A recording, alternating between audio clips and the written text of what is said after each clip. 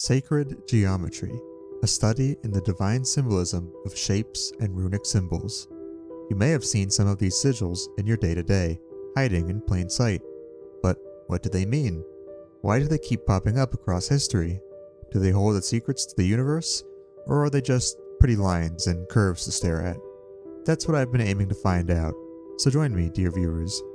Grab yourselves a cup of tea as we sink into a study of surreal shapes. So in my research, I divided what sacred geometry is into roughly 3 parts.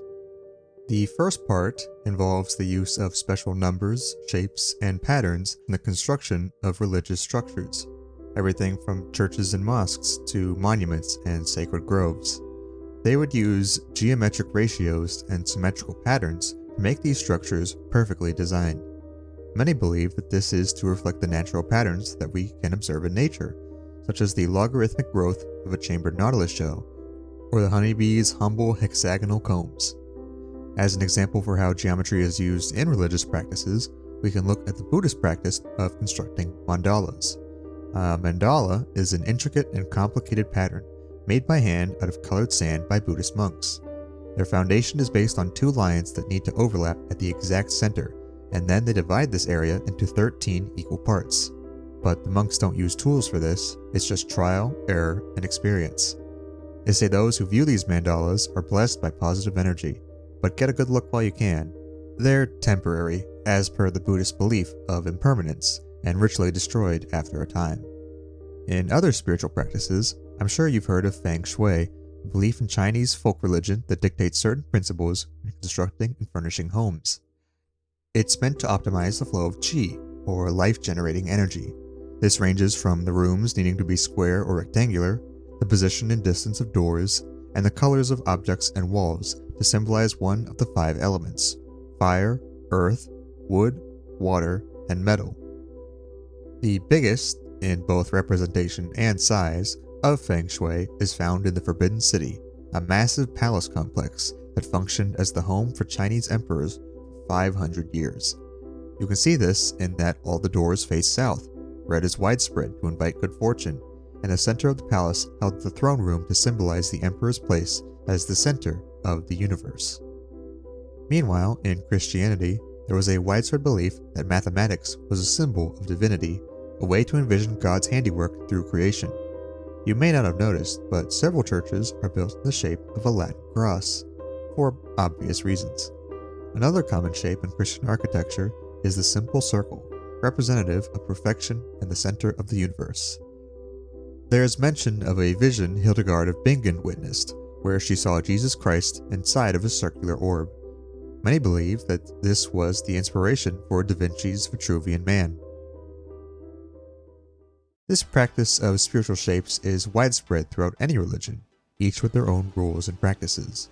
However, seemingly apart from religion, there are a couple of symbols you can find in the modern following of sacred geometry. This is our second part of the lecture, which relates more to the metaphysical, the idea that certain shapes and patterns and geometry themselves relate to the construction of the real world. And here are a few symbols I've found that are supposed to represent different aspects of the universe, which I'll go over one by one. The seed of life, a pattern made of 7 connected circles, is the symbolic representation of the fundamentals of life. The 7 circles tie to the 7 days of creation, and could represent anything from cells to cycles, intertwining and connecting with each other. Keep an eye out for this symbol the next time you enter a religious structure. You may be surprised where you can find it. The egg of life, similar to the seed, is 7 circles stacked on top of each other into a roughly hexagonal shape. It's meant to represent rebirth and new life, as per the name, but it's merely a step to a greater shape. The fruit of life is the egg with 6 more circles connected, bringing our total to 13. Apparently, from what I found, this is called the Holy of Holies when it comes to sacred geometric shapes. Now, normally 13 is an unlucky number, but here it's supposed to be a unity between realms or dimensions. I read this has ties to musical notes, as there are 12 notes in the chromatic scale, meaning the 13th would be the start of the next scale. And when you link the centers of these circles, you get our third and final stage of this shape. Metatron's cube is named after an archangel mentioned across many Abrahamic religious texts. You've probably heard his more common name though, Michael the Archangel, a celestial scribe and guardian of heavenly secrets. This cube of his namesake was rumored to have been created by Fibonacci himself, and how he rediscovered the 5 Platonic solids, which we'll get into in a bit.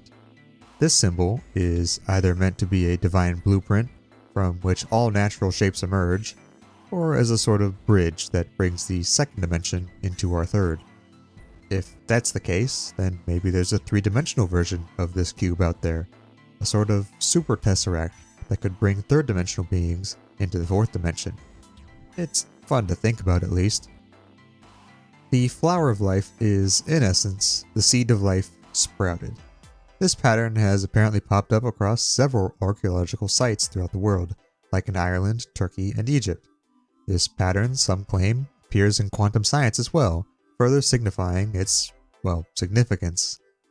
Though I'm not a quantum scientist, nor could I find anything about it in quantum science. The closest that I found was a cross-section of DNA, which kind of looks similar if you squint hard enough. The Tree of Life is a surprisingly non-perfectly symmetrical shape in this list. Some of you may have seen its representation in the Kabbalistic Tree of Life, which I'll probably make into its own video someday. But in summary, each node where the lines meet is called a Sephiroth, roughly translating to emanation. The one at the top represents cosmic consciousness, while the bottom represents the material world. All the other nodes can represent anything from an aspect of God to an aspect of consciousness. The interpretation varies wildly, and again I will come back to this someday. The Vesica Pisces you can get by roughly intersecting 2 circles and then intersecting their tops and bottoms with 2 other circles. After that, you get what looks like an eye, or a Venn diagram. Pisces, as you may know, is Latin for fish, and you can kind of see the fish shape here, but it's meant more to reflect the shape of a fish's swim bladder, hence why Vesica translates to bladder in Latin. You can apparently find it in several pieces of art, notably Renaissance artists used it in portraits of Jesus. It can also be a sort of yin and yang, a balance of opposing forces. Again, at least from what I've read. The Merkaba, in actuality, is a 3-dimensional shape created by connecting 2 triangular pyramids. The name comes from the Egyptian words Mer, meaning light, Ka, meaning spirit, and Ba, meaning body. It's believed that every individual contains their own personal Merkaba, a vehicle that, once awakened, can protect and transport you to higher planes of consciousness through meditation. I don't know how to do that, but if any of the viewers do, let me know. It would be nice to maybe take a vacation from the archive. Sometimes I forget how long I've been here.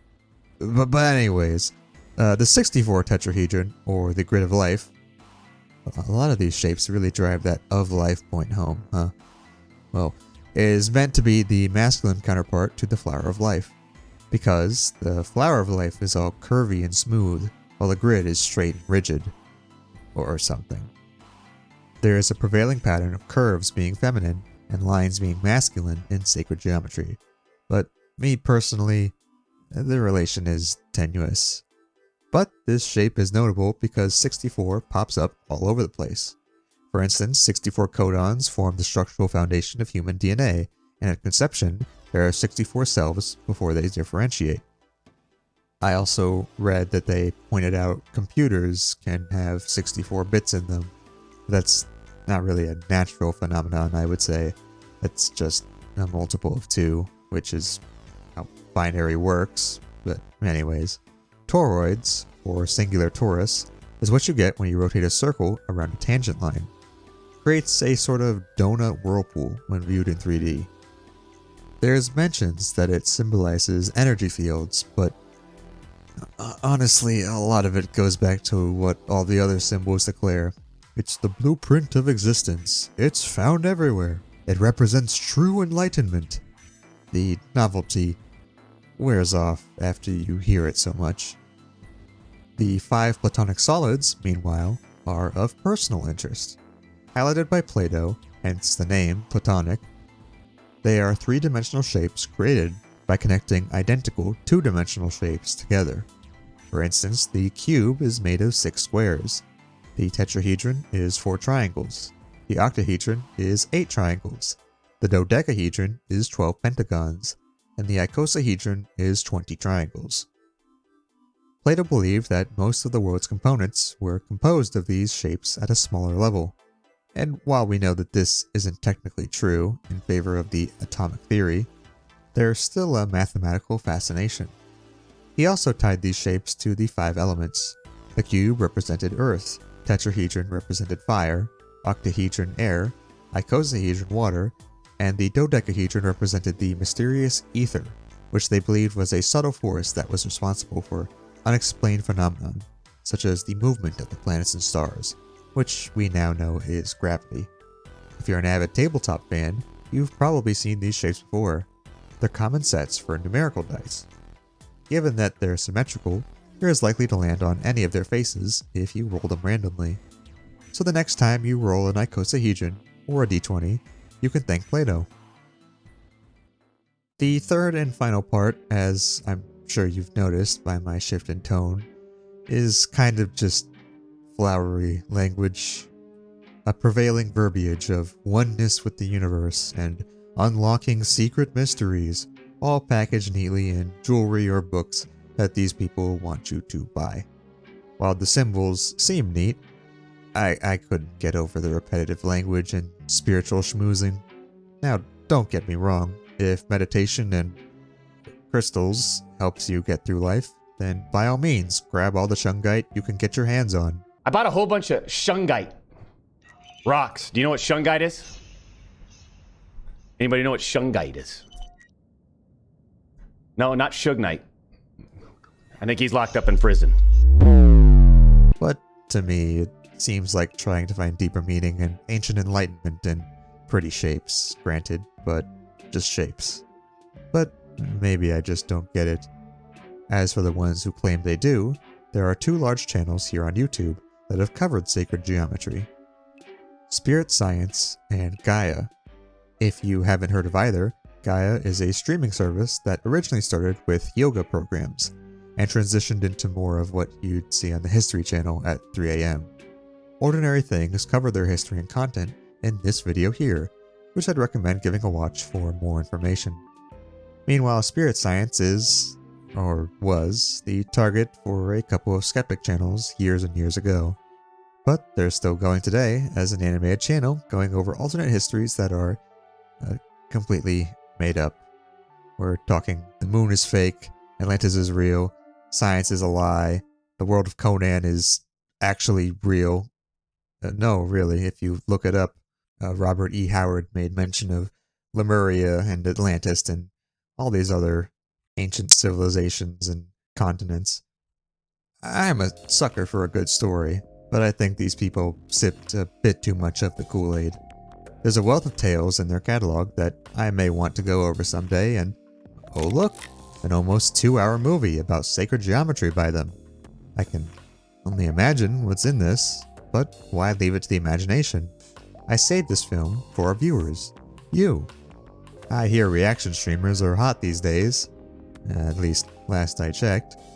So if you'd be interested in joining me to watch this movie together, let me know down in the comments below. I would like to try streaming more, something to keep you all engaged while I work on the next lecture, so consider this a testing of the waters. It would be nice to get to know some of you.